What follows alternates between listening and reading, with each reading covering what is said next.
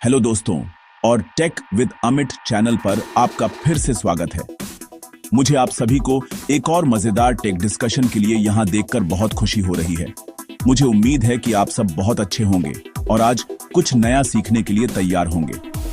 हमारे पिछले वीडियो में हमने डिजाइन टूल्स और प्रोग्रामिंग भाषाओं की अद्भुत दुनिया में गहराई से गोता लगाया था। यह पता लगाया था कि वे हमें हर दिन इस्तेमाल होने वाले ऐप्स और वेबसाइट्स बनाने में कैसे मदद करते हैं। अगर आपने वह वीडियो नहीं देखा तो मैं आपको सच में सलाह देता हूं कि आप पहले उसे देखें।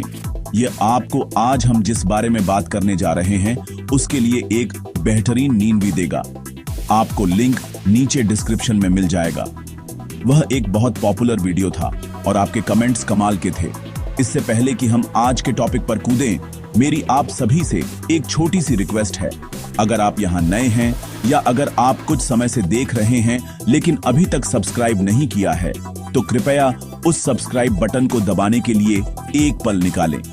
यह चैनल को बढ़ने में सच में मदद करता है और मुझे आपके लिए ये वीडियो बनाते रहने देता है।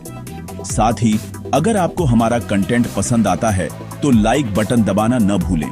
यह YouTube को बताता है कि आपको हमारे वीडियो हेल्पफुल लगते हैं। आपका सपोर्ट मेरे लिए बहुत मायने रखता है और मुझे हर हफ्ते आपके लिए और क्वालिटी टेक कंटेंट लाने के लिए मोटिवेट करता है। अब चलिए आज के जादुई टॉपिक के साथ शुरू करते हैं। तो आज हम कौन सा जादू एक्सप्लोर कर रहे हैं? हम कंप्यूटर के लिए कुछ बहुत ही बेसिक चीज के बारे में बात करने जा रहे हैं, डेटा रिप्रेजेंटेशन और नंबर सिस्टम। क्या आपने कभी सोचा है कि एक कंप्यूटर जो सिर्फ तारों और सर्किट से बनी एक मशीन है, आपकी फोटो, आपके मैसेज या आपके पसंदीदा गाने कैसे समझता है? इसका रहस्य इस बात में छिपा है कि वह इस जानकारी को कैसे रिप्रेजेंट करता है। डेटा रिप्रेजेंटेशन बस एक तरीका है जिसका उपयोग सभी प्रकार के डेटा जैसे टेक्स्ट, इमेज और साउंड को एक ऐसे फॉर्मेट में बदलने के लिए किया जाता है जिसे कंप्यूटर समझ सके और प्रोसेस कर सके। यह हमारी इंसानी भाषा को कंप्यूटर की स्पेशल भाषा में ट्रांसलेट करने जैसा है। यह एक कोर कॉन्सेप्ट है जिसे हर टेक एंथुसियास्ट को जानना चाहिए। इस ट्रांसलेशन को करने के लिए कंप्यूटर कुछ खास नंबर सिस्टम पर निर्भर करते हैं। आपको लग सकता है मुझे तो नंबर पहले से ही पता है, और आप सही हैं, लेकिन कंप्यूटर नंबरों का उपयोग हमसे बहुत अलग तरीके से करते हैं। कंप्यूटर के लिए सब कुछ एक नंबर है। आपका नाम एक नंबर है, आपकी स्क्रीन पर लाल रंग एक नंबर है और आपके माउस का हर क्लिक एक नंबर है। इन नंबर सिस्टम को समझना इस बात की कुंजी है कि कंप्यूटर अपने बेसिक लेवल पर कैसे काम करते हैं। यह वही नींव है जिस पर सभी कॉम्प्लेक्स सॉफ्टवेयर और एप्लीकेशन बने हैं। तो चलिए इस दिलचस्प डिजिटल दुनिया में अपनी यात्रा शुरू करते हैं। एसबे से पहले आइए उस नंबर सिस्टम के बारे में बात करते हैं जिसका हम हर दिन इस्तेमाल करते हैं, डेसिमल सिस्टम। इसे बेस 10 सिस्टम भी कहा जाता है। बेस 10 क्यों? क्योंकि यह सभी नंबरों को रिप्रेजेंट करने के लिए 10 अलग अलग डिजिट्स का उपयोग करता है। 0, 1, 2, 3, 4, 5, 6, 7, 8 और 9। जब हम एक नंबर जैसे 123 लिखते हैं तो हम असल में यह कह रहे होते हैं कि 1 times 100 plus 2 times 10 plus 3 times 1। Number में हर पोजीशन का एक वैल्यू होता है जो 10 की पावर होता है। यह सिस्टम हमें नेचुरल लगता है क्योंकि हमारे पास 10 उंगलियां हैं जिनका उपयोग हमारे पूर्वज गिनती के लिए करते होंगे। यह सिंपल, इफेक्टिव और रोजमर्रा की ह्यूमन कैलकुलेशन के लिए परफेक्ट है। अब आइए कंप्यूटर की दुनिया के स्टार से मिलते हैं, बाइनरी सिस्टम। हमारे डेसिमल सिस्टम के विपरीत बाइनरी एक बेस 2 सिस्टम है। इसका मतलब है कि यह केवल 2 डिजिट्स का उपयोग करता है, 0 और 1। बस इतना ही। कंप्यूटर की दुनिया में ये 2 डिजिट्स ही सब कुछ हैं। एक 0 ऑफ स्टेट को रिप्रेजेंट कर सकता है, जैसे बिजली का प्रवाह नहीं हो रहा है, और एक 1 ऑन स्टेट को रिप्रेजेंट कर सकता है जिसमें बिजली का प्रवाह हो रहा है। उदाहरण के लिए डेसिमल नंबर 2 को बाइनरी में 10 लिखा जाता है। इसका मतलब है 1 times 2 plus 0 times 1। Decimal number 5 binary में 101 है, जो 1 times 4 plus 0 times 2 plus 1 times 1 है। ये पहली बार में कॉम्प्लिकेटेड लग सकता है, लेकिन इलेक्ट्रॉनिक सर्किट्स के लिए यह एक बहुत ही सिंपल और भरोसेमंद सिस्टम है। आखिर में हमारे पास हेक्साडेसिमल सिस्टम या बेस 16 है। यह सिस्टम थोड़ा हाइब्रिड है और प्रोग्रामर्स के लिए बहुत उपयोगी है। यह 16 सिंबल्स का उपयोग करता है, सामान्य डिजिट्स 0 से 9 तक और फिर letters A, B, C, D, E और F जो वैल्यूज 10, 11, 12, 13, 14 और 15 को रिप्रेजेंट करते हैं। हेक्साडेसिमल पॉपुलर है क्योंकि यह लंबे बाइनरी नंबरों को रिप्रेजेंट करने का एक बहुत ही कॉम्पैक्ट तरीका है। उदाहरण के लिए एक बड़ा बाइनरी नंबर जैसे 11110000 को हेक्साडेसिमल में केवल F0 लिखा जा सकता है। यह डेवलपर्स के लिए कंप्यूटर मेमोरी एड्रेस या कलर कोड्स को पढ़ना और लिखना बहुत आसान बनाता है, जैसे प्योर रेड के लिए #FF0000 बिना गलती किए। तो आपको एक साफ तुलना देने के लिए आइए डेसिमल नंबर 10 लेते हैं। डेसिमल सिस्टम में यह बस 10 है, बाइनरी सिस्टम में यह 1010 बन जाता है और हेक्साडेसिमल सिस्टम में इसे लेटर A से रिप्रेजेंट किया जाता है। ये तीनों एक ही क्वांटिटी को रिप्रेजेंट करते हैं, लेकिन उन्हें अलग अलग भाषाओं या नंबर सिस्टम में लिखा जाता है। इंसान डेसिमल पसंद करते हैं, कंप्यूटर बाइनरी पर चलते हैं और प्रोग्रामर्स अक्सर हेक्साडेसिमल का उपयोग कंप्यूटर के साथ कम्युनिकेट करने के लिए एक सुविधाजनक शॉर्ट हैंड के रूप में करते हैं। इन तीन सिस्टम्स को समझना कंप्यूटर साइंस को समझने की दिशा में एक बहुत बड़ा कदम है। तो कंप्यूटर बाइनरी सिस्टम के इतने दीवाने क्यों हैं? इसका जवाब सिंपल और शानदार है, रिलायबिलिटी। कंप्यूटर का दिमाग, प्रोसेसर, ट्रांजिस्टरों नामक अरबों छोटे स्विचों से बना होता है। हर ट्रांजिस्टर केवल 2 स्टेट्स में से एक में हो सकता है, ऑन या ऑफ। बीच में कोई स्टेट नहीं होता। ऑन स्टेट को नंबर 1 से रिप्रेजेंट किया जाता है और ऑफ स्टेट को नंबर 0 से रिप्रेजेंट किया जाता है। यह simple on off, yes no, true false system machine के लिए मैनेज करना अविश्वसनीय रूप से आसान है।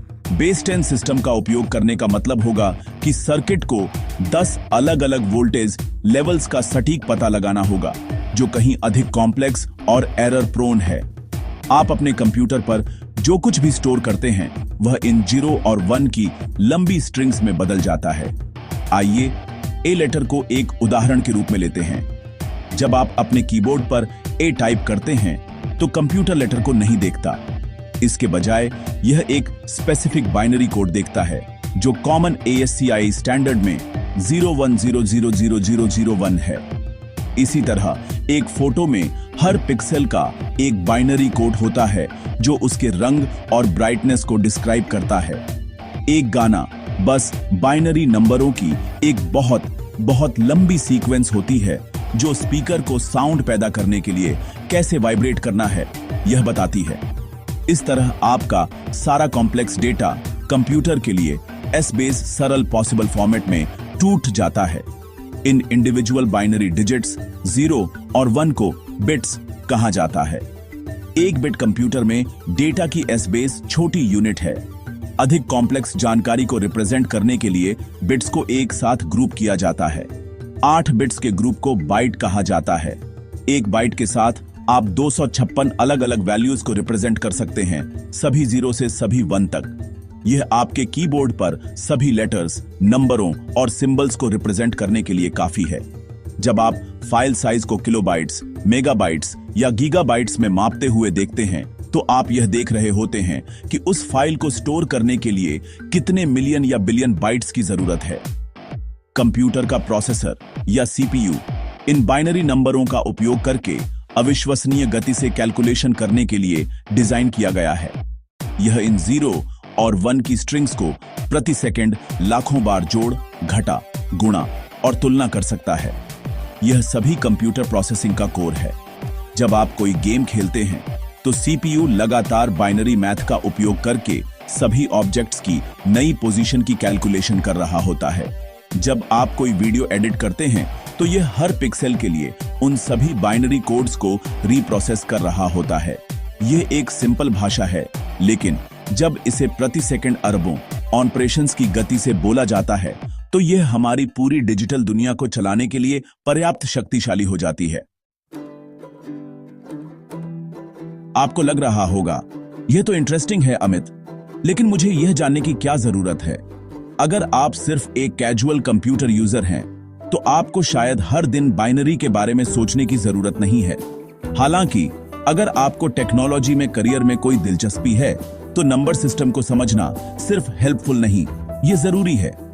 Programmers, web developers, cyber security analysts और नेटवर्क इंजीनियरों के लिए यह नॉलेज उनके डेली टूलकिट का हिस्सा है।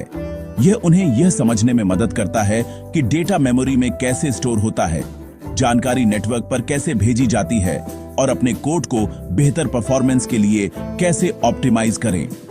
उदाहरण के लिए एक वेब डेवलपर वेबसाइट के डिजाइन के लिए सटीक रंग चुनने के लिए हेक्साडेसिमल कोड का उपयोग करता है। एक नेटवर्क इंजीनियर डेटा पैकेट का विश्लेषण करता है जो बस बिट्स की सीक्वेंस होती है ताकि कनेक्शन की प्रॉब्लम का पता लगाया जा सके। एक साइबर सिक्योरिटी एक्सपर्ट को यह समझने की जरूरत होती है कि डेटा बाइनरी लेवल पर कैसे रिप्रेजेंट किया जाता है ताकि कमजोरियों का पता लगाया जा सके या मैलवेयर का विश्लेषण किया जा सके। यहां तक कि गेम डेवलपर्स को भी मेमोरी को एफिशिएंटली मैनेज करने की जरूरत होती है और इसके लिए यह समझना जरूरी है कि अलग अलग डेटा टाइप्स जैसे इंटीजर्स और फ्लोटिंग पॉइंट नंबर बाइनरी में कैसे स्टोर होते हैं। यह डिजिटल दुनिया की पर्दे के पीछे की भाषा है। डेटा रिप्रेजेंटेशन के बारे में सीखने से आपको बेहतर प्रॉब्लम सॉल्वर बनने में भी मदद मिलती है। यह आपको कॉम्प्लेक्स प्रॉब्लम को देखने और उन्हें सरल, अधिक मैनेजेबल हिस्सों में तोड़ने का तरीका सिखाता है। यही कंप्यूटेशनल थिंकिंग का सार है। जब आप समझते हैं कि कंप्यूटर बाइनरी में कैसे सोचता है तो आप उसके डिजाइन की एफिशिएंसी और एलिगेंस की सराहना करना शुरू करते हैं। यह आपके टेक्नोलॉजी के साथ इंटरैक्ट करने के तरीके को बदल सकता है, सिर्फ एक यूजर होने से लेकर स्क्रीन पर हो रहे जादू की अंदरूनी कार्य प्रणाली को समझने वाले व्यक्ति बनने तक।